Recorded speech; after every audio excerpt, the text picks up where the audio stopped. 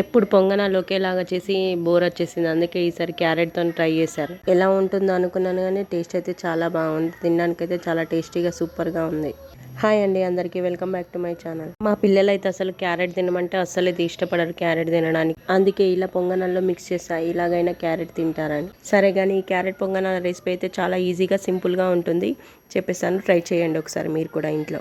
దోశ పిండిలో ఉల్లిగడ్డ, పచ్చిమిర్చి, కరివేపాకు, కొత్తిమీర, క్యారెట్ తురుము ఇవన్నీ వేసి కలిపేసుకోవాలి. కలిపేసుకున్న తర్వాత పొంగనాల ప్యాన్ పెట్టుకొని అందులో కొంచెం ముందుగా ఆయిల్ వేసేసుకొని, ఆయిల్ వేడెక్కిన తర్వాత ఈ పొంగనాలన్నింటినీ ఒక్కొక్కటిగా వేసేసుకోవాలి. వేసేసుకున్న తర్వాత రెండు వైపులా కుక్ అవనివ్వాలి. రెండు వైపులా కుక్ అయిన తర్వాత మనకి వేడిగా ఎంతో టేస్టీగా సూపర్గా ఉండే క్యారెట్ పొంగనాలు అయితే రెడీ అయిపోయినట్టే.